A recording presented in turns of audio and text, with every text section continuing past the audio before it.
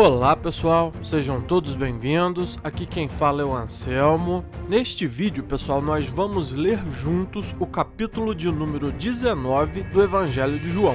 Então, vamos lá. Então Pilatos mandou açoitar Jesus. Os soldados teceram uma coroa de espinhos e a puseram na cabeça dele. Vestiram-no com uma capa de púrpura e, chegando-se a ele, diziam: "Salve, Rei dos Judeus!" e batiam-lhe no rosto. Mais uma vez, Pilatos saiu e disse aos judeus: "Vejam, eu o estou trazendo a vocês, para que saibam que não acho nele motivo algum de acusação." Quando Jesus veio para fora, usando a coroa de espinhos e a capa de púrpura, disse-lhes Pilatos: "Eis o homem."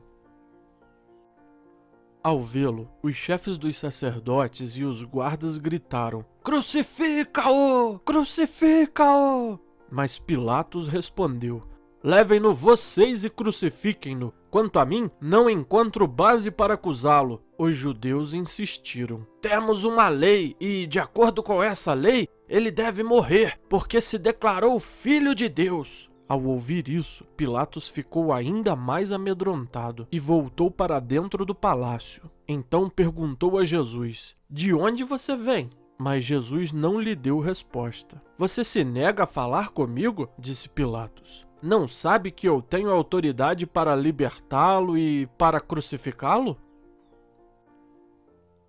Jesus respondeu: "Não terias nenhuma autoridade sobre mim se esta não te fosse dada de cima. Por isso, aquele que me entregou a ti é culpado de um pecado maior." Daí em diante, Pilatos procurou libertar Jesus, mas os judeus gritavam: "Se deixares esse homem livre, não és amigo de César. Quem se diz rei opõe-se a César." Ao ouvir isso, Pilatos trouxe Jesus para fora e sentou-se na cadeira de juiz, num lugar conhecido como pavimento de pedra, que em aramaico é Gábata.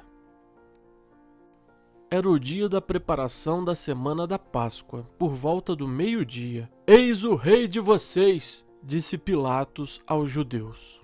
Mas eles gritaram: "Mata! Mata! Crucifica-o!" "Devo crucificar o rei de vocês?" perguntou Pilatos. "Não temos rei senão César", responderam os chefes dos sacerdotes. Finalmente, Pilatos o entregou a eles para ser crucificado. Então os soldados encarregaram-se de Jesus. Levando a sua própria cruz, ele saiu para o lugar chamado Caveira, que em aramaico é chamado Gólgota. Ali o crucificaram, e com ele 2 outros, um de cada lado de Jesus. Pilatos mandou preparar uma placa e pregá-la na cruz, com a seguinte inscrição: "Jesus Nazareno, o Rei dos Judeus." Muitos dos judeus leram a placa, pois o lugar em que Jesus foi crucificado ficava próximo da cidade, e a placa estava escrita em aramaico, latim e grego. Os chefes dos sacerdotes dos judeus protestaram junto a Pilatos: "Não escreva o Rei dos Judeus, mas sim que esse homem se dizia Rei dos Judeus." Pilatos respondeu: "O que escrevi, escrevi." Tendo crucificado Jesus, os soldados tomaram as roupas dele e as dividiram em 4 partes, uma para cada um deles, restando a túnica. Esta, porém, era sem costura, tecida numa única peça, de alto a baixo. "Não a rasguemos", disseram uns aos outros. "Vamos decidir por sorteio quem ficará com ela." Isso aconteceu para que se cumprisse a escritura que diz: "Dividiram as minhas roupas entre si e tiraram sortes pelas minhas vestes." Foi o que os soldados fizeram.